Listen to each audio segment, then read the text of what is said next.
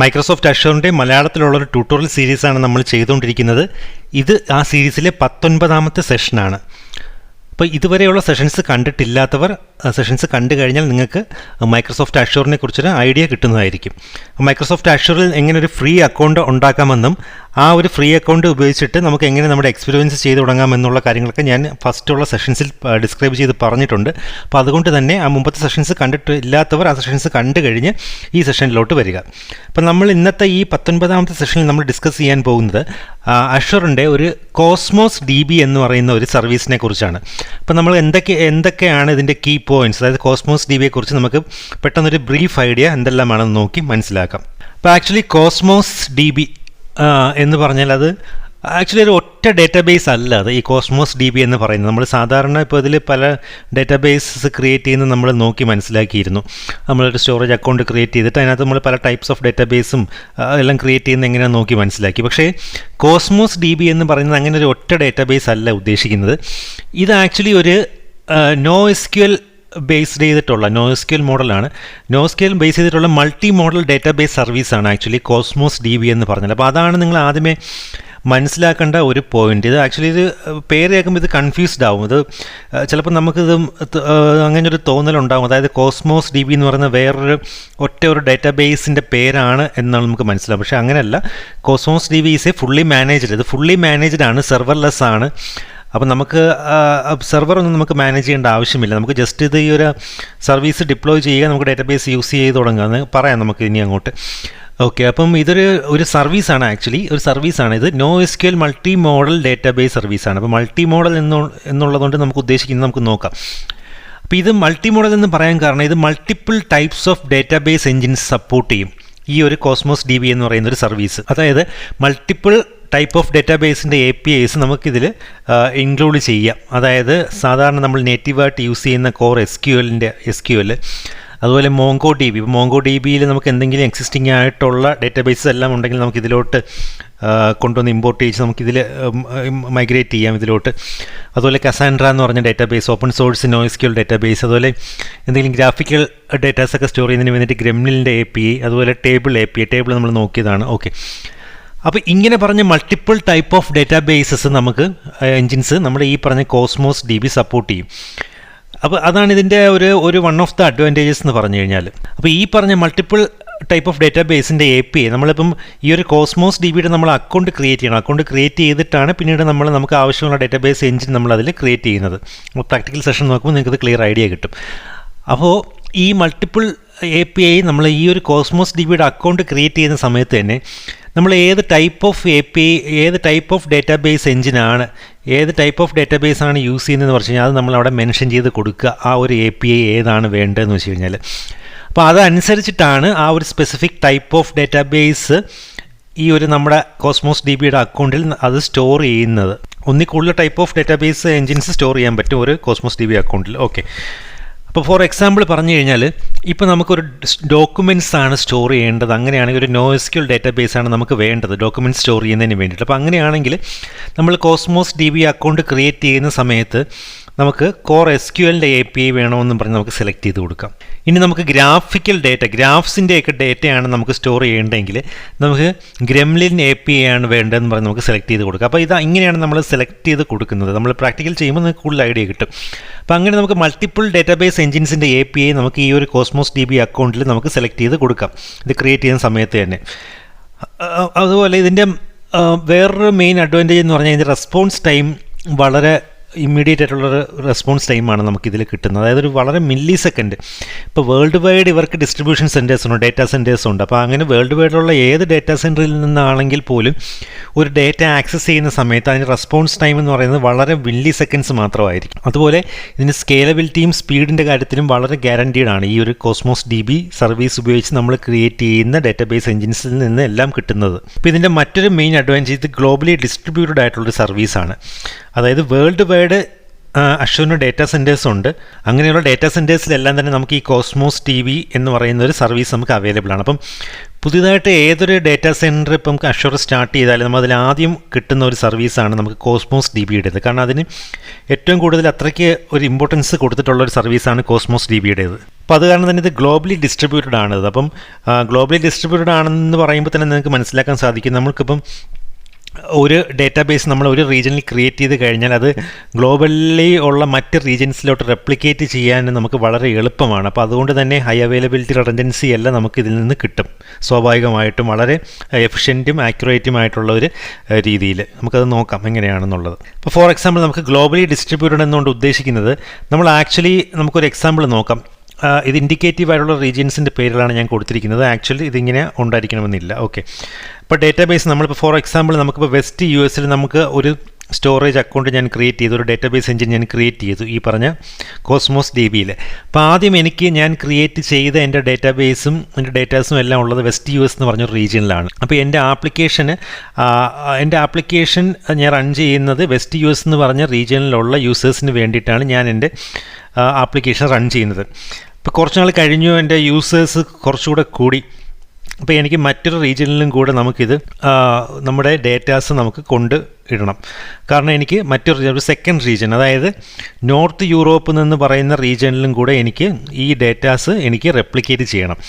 അങ്ങനെയാണെങ്കിൽ നമുക്ക് ഈ പറഞ്ഞ കോസ്മോസ് DBയിലാണ് നമ്മുടെ ഡേറ്റാബേസ് ക്രിയേറ്റ് ചെയ്തിരിക്കുന്നതെങ്കിൽ വളരെ എളുപ്പമാണ്. നമുക്ക് ജസ്റ്റ് ഒരു ബട്ടൺ ക്ലിക്ക് ചെയ്തുകൊണ്ട് തന്നെ നമുക്ക് ഈ വെസ്റ്റ് യു എസിലുള്ള ഡേറ്റാസ് കംപ്ലീറ്റ് നമുക്ക് നോർത്ത് യൂറോപ്പ് എന്ന് പറഞ്ഞ റീജിയനിലോട്ട് നമുക്ക് ഒറ്റയടിക്ക് റെപ്ലിക്കേറ്റ് ചെയ്യാൻ പറ്റും. അപ്പോൾ അങ്ങനെ റെപ്ലിക്കേറ്റ് ചെയ്ത് കഴിയുമ്പോൾ എനിക്ക് ഈ ഒരു സ്ഥലത്ത് നിന്നുള്ള യൂസേഴ്സിന് കുറച്ചുകൂടെ സ്പീഡിലും എഫിഷ്യൻറ്റുമായിട്ട് ഈ ആപ്ലിക്കേഷൻ ഡേറ്റാസ് ആക്സസ് ചെയ്യാൻ സാധിക്കും. അതായത് ഇവിടെ ഉള്ള ആപ്ലിക്കേഷന് ഇവിടെയുള്ള യൂസേഴ്സ് ആക്സസ് ചെയ്യുന്ന സമയത്ത് നമുക്ക് വെസ്റ്റ് യു എസിൽ നിന്ന് എടുത്തുകൊണ്ട് വരേണ്ട ആവശ്യമില്ല. കാരണം നമ്മളിത് ഒറ്റയടിക്ക് നമുക്ക് ഇവിടുത്തെ ഡേറ്റാസും ആപ്ലിക്കേഷനും എല്ലാം നമുക്ക് ഈ നോർത്ത് യൂറോപ്പിലോട്ട് റെപ്ലിക്കേറ്റ് ചെയ്യാൻ പറ്റും.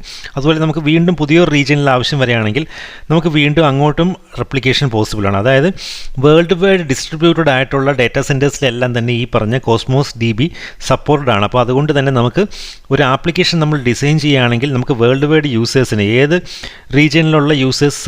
റീജിയനിലാണോ നമുക്ക് യൂസേഴ്സ് കൂടുതലുള്ളത് ആ ഒരു റീജിയനിലോട്ട് പെട്ടെന്ന് തന്നെ നമ്മുടെ ഡേറ്റാബേസ് നമുക്ക് റെപ്ലിക്കേറ്റ് ചെയ്യാൻ സാധിക്കും. അപ്പോൾ അത് കോസ്മോസ് DBയുടെ ഒരു ഏറ്റവും വലിയൊരു മെയിനായിട്ടുള്ളൊരു അഡ്വാൻറ്റേജ് ആണ്, ഇങ്ങനെയുള്ള റെപ്ലിക്കേഷൻ പോസിബിൾ ആണ് എന്നുള്ളത്. അതുപോലെ നമുക്ക് റിഡൻഡൻസിയുടെയും ഹൈ അവൈലബിലിറ്റിയുടെയും കേസ് എടുക്കുകയാണെങ്കിൽ, അതായത് ഇപ്പോൾ ഈ പറഞ്ഞതുപോലെ നമുക്കിപ്പോൾ ഈ ഒരു റീജിയൻ, അതായത് ഇപ്പോൾ നോർത്ത് യൂറോപ്പ് എന്ന് പറഞ്ഞ റീജിയൻ നമുക്ക് ഫെയിലായി എന്ന് കൺസിഡർ ചെയ്യുക. അങ്ങനെയാണെങ്കിലും നമുക്ക് മറ്റ് 1-2 റീജിയൻസിൽ നമുക്ക് ഡേറ്റ അവൈലബിൾ ആണ്. കാരണം നമുക്ക് ഈ റെപ്ലിക്കേഷൻ അത്രയും ഫാസ്റ്റും റിഡൻഡൻസിയും ഉള്ളതായതുകൊണ്ട് നമുക്ക് ഒരിക്കലും ഈ ഒരു ഫെയിൽ ഓവർ നമുക്ക് ഓവർകം ചെയ്യാൻ പറ്റും ഈ ഒരു ഗ്ലോബലി ഡിസ്ട്രിബ്യൂട്ടഡ് ആർക്കിടെക്ചർ ആയതുകൊണ്ട്.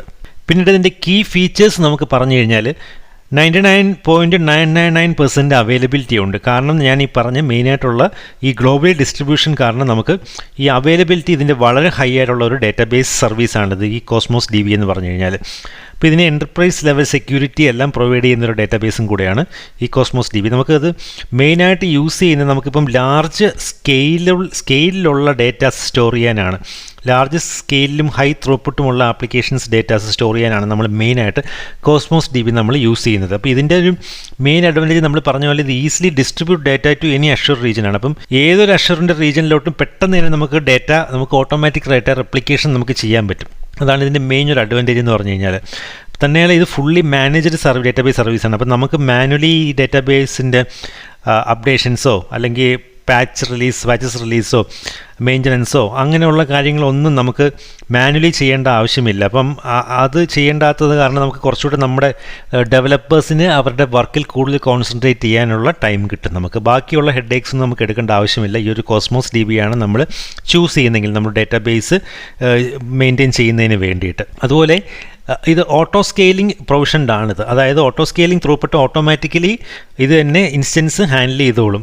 സ്കെയിൽ അപ്പ് ചെയ്യാനോ സ്കെയിൽ ഡൗൺ ചെയ്യാനോ, അതായത് പെട്ടെന്ന് നമുക്ക് അൺപ്രഡിക്റ്റബിളായിട്ടൊരു വർക്ക് ലോഡ് വരികയാണെങ്കിൽ പോലും അൺപ്രഡിക്റ്റബിളായിട്ട് ഇപ്പം ഒരു റീജിയനിൽ കൂടുതലൊരു യൂസേഴ്സിൻ്റെ ഡിമാൻഡ് വന്നു ഈ ഒരു ഡേറ്റ ആക്സസ് ചെയ്യാൻ വേണ്ടിയിട്ട്. അപ്പോൾ അങ്ങനെയാണെങ്കിൽ ഓട്ടോമാറ്റിക്കായിട്ട് ആ ഒരു വർക്ക് ലോഡ് ഇത് കാൽക്കുലേറ്റ് ചെയ്തിട്ട് സ്കെയിൽ അപ്പും സ്കെയിൽ ഡൗണും, അതായത് ഓട്ടോ സ്കെയിലിംഗ് ഇത് ഓട്ടോമാറ്റിക്കായിട്ട് ചെയ്തോളും. നമുക്ക് മാനുവലി അത് ചെയ്ത് ഒരു ആർക്കിടെക്ചർ മാനുവലി നമ്മൾ പ്രൊവൈഡ് ചെയ്യേണ്ട ആവശ്യമില്ല. അത് കോസ്മോസ് DB തന്നെ ഓട്ടോമാറ്റിക്കായിട്ട് നോക്കിക്കോളും. അതുപോലെ നമുക്കിപ്പോൾ ഈ കോസ്മോസ് DBയിൽ നമ്മളിപ്പോൾ ഒരു റെപ്ലിക്കയിൽ ഒരു മെയിൻ ഡേറ്റാബേസിൽ നമ്മൾ ഒരു റൈറ്റ് നമ്മൾ ചെയ്ത് കഴിഞ്ഞാൽ, അതായത് എന്തെങ്കിലും ഒരു അപ്ഡേഷൻ, ഒരു ഡേറ്റ വൈസ് എന്തെങ്കിലും നമ്മളൊരു അപ്ഡേഷൻ ചെയ്ത് കഴിഞ്ഞാൽ അത് ഓട്ടോമാറ്റിക്കലി അതിൻ്റെ എല്ലാ റെപ്ലിക്കാസിലോട്ടും, എല്ലാ റീജിയൻസിലോട്ടും, നമ്മൾ ഇംപ്ലിമെൻറ്റ് ചെയ്തിരിക്കുന്ന എല്ലാ റീജിയൻസിലെ റെപ്ലിക്കാസിലോട്ടും ഓട്ടോമാറ്റിക്കായിട്ട് ആ ഒരു അപ്ഡേഷൻ കമ്മിറ്റ് ആവും, ഓട്ടോമാറ്റിക്കായിട്ട് തന്നെ കമ്മിറ്റ് ആവും. അതുകൊണ്ട് തന്നെ നമുക്കിത് ഹൈ അവൈലബിലിറ്റിക്ക് വളരെയധികം ഹെൽപ്ഫുള്ളാണ് നമ്മുടെ ഈ പറഞ്ഞ ആർക്കിടെക്ചർ. അതായത് നമ്മളിപ്പം എന്തെങ്കിലും ഒരു റൈറ്റ് ഓപ്പറേഷൻ നമ്മൾ ഒരു റീജിയനിൽ നടന്നു കഴിഞ്ഞാൽ ഓട്ടോമാറ്റിക്കായിട്ട് മറ്റ് റെപ്ലിക്കാസ് ഉള്ള റീജിയൻസിലോട്ടെല്ലാം തന്നെ ഓട്ടോമാറ്റിക്കായിട്ട് ആ ഒരു ചേഞ്ച് കമ്മിറ്റ് ആയിക്കോളും. ഇപ്പോൾ ഇതിന് കോസ്റ്റ് നമ്മൾ കാൽക്കുലേറ്റ് ചെയ്യുന്നത് ആക്ച്വലി എത്ര റിക്വസ്റ്റ് യൂണിറ്റ്, ഇതിൽ നമ്മൾ റിക്വസ്റ്റ് യൂണിറ്റ് എന്നും പറഞ്ഞൊരു സംഭവം വെച്ചിട്ടാണ് നമ്മൾ ഇതിൻ്റെ കോസ്റ്റ് ആക്ച്വലി കാൽക്കുലേറ്റ് ചെയ്യുന്നത്. ഞാൻ ഇതിൻ്റെ എല്ലാം ഡീറ്റെയിൽസ് ഡോക്യുമെൻറ്റേഷൻ ഞാൻ പ്രൊവൈഡ് ചെയ്യാം. കാരണം നമുക്കിത് ഒരുപാട് ഫീച്ചേഴ്സ് കോസ്മോസ് DBനെ സംബന്ധിച്ചുണ്ട്. അപ്പോൾ നമുക്കിതൊരു 10-15 മിനിറ്റ്സിലുള്ളൊരു വീഡിയോയിൽ നമുക്കത് പറഞ്ഞ് തീർക്കാൻ സാധ്യമല്ല. ഞാനിപ്പോൾ കീ പോയിൻറ്റ്സ് മാത്രമാണ് പറഞ്ഞു തരുന്നത്. അപ്പോൾ അതിൻ്റെ ഡോക്യുമെൻറ്റേഷൻ ലിങ്ക്സ് ഞാൻ കറക്റ്റായിട്ട് പ്രൊവൈഡ് ചെയ്ത് തരാം നിങ്ങൾക്ക്. അപ്പോൾ അതിൽ നിങ്ങൾക്ക് വായിച്ചു കഴിഞ്ഞാൽ നിങ്ങൾക്ക് ഇതിനെക്കുറിച്ചുള്ളൊരു ക്ലിയർ ഐഡിയ കൂടുതലായിട്ട് കിട്ടുന്നതായിരിക്കും. അപ്പോൾ നമ്മളിതിൻ്റെ കോസ്റ്റ് ആക്ച്വലി കാൽക്കുലേറ്റ് ചെയ്യുന്നത് ഇതിൻ്റെ റിക്വസ്റ്റ് യൂണിറ്റ് എന്ന് പറഞ്ഞൊരു യൂണിറ്റ് ഉപയോഗിച്ചിട്ടാണ്. അപ്പോൾ ആക്ച്വലി ഇതൊരു സെർവർലെസ്ഡ് സെൽഫ് മാനേജ്ഡ് ലെവൽ ആപ്ലിക്കേഷനാണെന്ന് ഞാൻ പറഞ്ഞു, ഒരു സർവീസാണെന്ന് പറഞ്ഞു. അപ്പോൾ അതുകൊണ്ട് തന്നെ നമുക്ക് മാനുവലി ഒരു ഇൻസ്റ്റൻസ് നമുക്ക് മെയിൻറ്റെയിൻ ചെയ്യേണ്ടതോ മാനുവലി നമുക്ക് ഒരു സ്റ്റോറേജ് മെയിൻറ്റെയിൻ ചെയ്യേണ്ടതോ അങ്ങനത്തെ ഒന്നും നമുക്ക് ആവശ്യം വരുന്നില്ല. അപ്പോൾ ഇതെല്ലാം കൂടെ കംപ്രൈസ് ചെയ്തിട്ട്, അതായത് നമുക്ക് നമ്മുടെ ആപ്ലിക്കേഷൻ എത്ര മെമ്മറി നമുക്ക് ആവശ്യമുണ്ട്, അല്ലെങ്കിൽ എത്ര CPU കമ്പ്യൂട്ടിംഗ് കപ്പാസിറ്റി ആവശ്യമുണ്ട്, എത്ര IOPS ത്രൂപുട്ട് ആവശ്യമുണ്ട്, അപ്പോൾ ഇതെല്ലാം കാൽക്കുലേറ്റ് ചെയ്തിട്ട് നമുക്ക് different types of request units ഉണ്ട്. അതിനാണ് റിക്വസ്റ്റ് യൂണിറ്റ്സ് എന്ന് പറയുന്നത്. ഇതെല്ലാം കൂടെ കംപ്രൈസ് ചെയ്തിട്ടുള്ള ഒരു യൂണിറ്റ്, ഒരു കണ്ടെയ്നറിനെയാണ് നമ്മൾ റിക്വസ്റ്റ് യൂണിറ്റ് എന്ന് പറയുന്നത്. അപ്പോൾ ഈ റിക്വസ്റ്റ് യൂണിറ്റ് നമ്മൾ യൂസ് ചെയ്യുന്നതനുസരിച്ചിട്ടാണ് നമ്മൾ ഇതിൻ്റെ കോസ്റ്റ് വരുന്നത്. അതായത് റിക്വസ്റ്റ് യൂണിറ്റും എത്ര സ്റ്റോറേജ് നമ്മൾ കൺസ്യൂം ചെയ്തുവെന്നനുസരിച്ചിട്ടാണ് നമുക്കിതിൽ മന്ത്ലി കോസ്റ്റ് കാൽക്കുലേറ്റ് ചെയ്ത് വരുന്നത്. അപ്പോൾ അതിൻ്റെ കാൽക്കുലേഷൻ പേജ് നിങ്ങൾക്ക് പ്രൊവൈഡ് ചെയ്യാം. അപ്പോൾ അതിൽ നോക്കിക്കഴിഞ്ഞാൽ നിങ്ങൾക്ക് ക്ലിയർ ആയിട്ടൊരു ഐഡിയ കിട്ടുന്നതായിരിക്കും. ഇപ്പോൾ ഈ റിക്വസ്റ്റ് യൂണിറ്റ് എന്ന് പറഞ്ഞു കഴിഞ്ഞാൽ നമുക്കിപ്പം എത്ര ത്രോപ്പുട്ടാണ് നമ്മളിതിൽ അലോക്കേറ്റ് ചെയ്തിരിക്കുന്നതെന്ന് നമുക്ക് റിക്വസ്റ്റ് യൂണിറ്റ് എന്നുകൊണ്ട് മീൻ ചെയ്യാം. എത്ര ത്രോപ്പുട്ട് നമുക്കിപ്പോൾ ഒരു റീജിയനിൽ നമ്മളിപ്പോൾ ഈ ഒരു കോസ്മോസ് DBയുടെ അക്കൗണ്ടിൽ സ്റ്റോറേജ് അക്കൗണ്ടിൽ നമ്മൾ അലോക്കേറ്റ് ചെയ്തിട്ടുണ്ട് എന്നുള്ളതിനും ഒരു ഡയറക്റ്റ് റിലേഷനാണ് നമുക്ക് റിക്വസ്റ്റ് യൂണിറ്റ് എന്ന് പറഞ്ഞു കഴിഞ്ഞാൽ. അപ്പോൾ ഒരു റീഡ് ഓർ റൈറ്റ് ഓപ്പറേഷൻ, അല്ലെങ്കിൽ ഇൻസെർട്ട്, അപ്ഡേറ്റ്, ഡിലീറ്റ് എന്നീ പറഞ്ഞിരിക്കുന്ന ഓപ്പറേഷൻസ് എല്ലാം തന്നെ നമുക്ക് ഈ ഒരു റിക്വസ്റ്റ് യൂണിറ്റിന് റിലേറ്റ് ചെയ്താണ് വരുന്നത്. അപ്പോൾ അതനുസരിച്ചാണ് നമുക്ക് കോസ്റ്റ് കാൽക്കുലേറ്റ് ആവുന്നത്. അപ്പോൾ നമുക്ക് ഈ റിക്വസ്റ്റ് യൂണിറ്റ് നമുക്ക് അലോക്കേറ്റ് ചെയ്യുന്നത് ഒന്നുകിൽ നമുക്ക് ഡേറ്റാബേസ് ലെവലിൽ ചെയ്യാം, അല്ലെങ്കിൽ കണ്ടെയ്നർ ലെവലിൽ നമുക്ക് ചെയ്യാൻ സാധിക്കുന്നതാണ്. അപ്പോൾ നമുക്കിനി നെക്സ്റ്റ് സെഷനിൽ നമുക്കിതിൻ്റെ ഒരു പ്രാക്ടിക്കൽ നമുക്കൊന്ന് ജസ്റ്റ് ചെയ്ത് നോക്കാം. ഇതിപ്പോൾ ജസ്റ്റ് ഒരു ഓവർവ്യൂ മാത്രമേ ആയിട്ടുള്ളൂ. കാരണം ഇതൊരു കുറച്ച് മനസ്സിലാക്കി എടുക്കാൻ ഒരു കോംപ്ലക്സ് ടോപ്പിക്കാണ് നമുക്ക് ഈ കോസ്മോസ് DB എന്ന് പറഞ്ഞു കഴിഞ്ഞാൽ. അതായത് ഇതൊരു ഒറ്റ ഡേറ്റാബേസ് അല്ല, ഇതൊരു ഡേറ്റാബേസ് സർവീസാണ് ആക്ച്വലി. അപ്പോൾ നമുക്ക് ഇത് ഉപയോഗിച്ചിട്ട് നമുക്ക് മറ്റ് ഈ പറഞ്ഞ different types of databases engines നമുക്ക് ക്രിയേറ്റ് ചെയ്യുകയും അതിൽ ഡേറ്റ കീപ്പ് ചെയ്യാനും സാധിക്കും. അപ്പോൾ നമുക്ക് നെക്സ്റ്റ് നോക്കാൻ പോകുന്നൊരു പ്രാക്ടിക്കൽ സെഷനിൽ നമുക്ക് ഫോർ എക്സാമ്പിൾ നമുക്ക് ചെയ്ത് നോക്കാൻ പറ്റുന്നത്, നമുക്കൊരു NoSQL ബേസ്ഡ് ആയിട്ടുള്ള ഒരു കോർ SQL ഡേറ്റാബേസ് നമുക്കൊന്ന് ക്രിയേറ്റ് ചെയ്തിട്ട് നമുക്ക് ഫോർ എക്സാമ്പിൾ ഇപ്പോൾ നമുക്ക് JSON ഡോക്യുമെൻറ്റ്സ് കുറച്ച് നമുക്ക് ക്രിയേറ്റ് ചെയ്ത് നോക്കാം. അപ്പോൾ അതാണ് നമുക്ക് മെയിനായിട്ട് നമുക്കിതിൽ ഇനി പ്രാക്ടിക്കൽ സെഷനിൽ നോക്കാൻ പറ്റുന്നത്. അല്ലാതെ നമുക്ക് ഡിഫറെൻറ്റ് ടൈപ്സ് ഓഫ് ഓരോ ഡേറ്റാബേസസ് ക്രിയേറ്റ് ചെയ്ത് നോക്കുന്ന നമുക്ക് ഡെവലപ്പർ സൈഡിൽ മാത്രമേ നമുക്ക് അതിൻ്റെ ആവശ്യമായിട്ട് വരുള്ളൂ. നമുക്ക് ഈ ഒരു എക്സാമ്പിളിൽ നമുക്കങ്ങനെ കൂടുതൽ ആ ഒരു ലെവലിൽ നമുക്ക് ഡേറ്റാബേസസ് ക്രിയേറ്റ് ചെയ്യേണ്ട ആവശ്യം വരുന്നില്ല. പക്ഷേ എന്നിരുന്നാലും നമുക്കൊരു എക്സാമ്പിൾ ചെയ്യുന്നതിന് വേണ്ടിയിട്ട് നമുക്കൊരു NoSQL മോഡലിലുള്ള നമുക്കൊരു JSON ഡോക്യുമെൻറ്റ്സ് ഉപയോഗിച്ചിട്ട് നമുക്കൊന്ന് ക്രിയേറ്റ് ചെയ്ത് നോക്കാം. നമുക്കൊരു ഡേറ്റാബേസ് എങ്ങനെ ഈ ഒരു കോസ്മോസ് DBയിൽ ക്രിയേറ്റ് ചെയ്യും നമുക്കത് വെച്ചിട്ട് നമുക്കൊന്ന് നോക്കി മനസ്സിലാക്കാം. അപ്പോൾ ഫ്രണ്ട്സ്, നിങ്ങൾക്കൊരു ഐഡിയ കിട്ടിക്കാണമെന്ന് ഞാൻ വിശ്വസിക്കുന്നു ഈ കോസ്മോസ് DB എന്താണ് എന്നുള്ളത്. അപ്പോൾ നിങ്ങൾക്ക് ഒരു ഐഡിയ കിട്ടി, ഈ ഒരു സെഷൻ യൂസ്ഫുൾ ആയിട്ട് തോന്നുകയാണെങ്കിൽ ദയവായി ഒന്ന് ലൈക്ക് ചെയ്യുക. കണ്ടവരെല്ലാം ഇതുവരെ സബ്സ്ക്രൈബ് ചെയ്തിട്ടില്ലാത്തവർ ഈ ചാനലും സബ്സ്ക്രൈബ് ചെയ്ത് സപ്പോർട്ട് ചെയ്യുക. ഫ്രണ്ട്സിനിടയ്ക്കൊന്ന് ഷെയർ ചെയ്ത് കൊടുക്കുക. ബൈ ഫ്രണ്ട്സ്, നമുക്ക് നെക്സ്റ്റ് ഇതിൻ്റെ പ്രാക്ടിക്കൽ സെഷനിൽ കാണാം.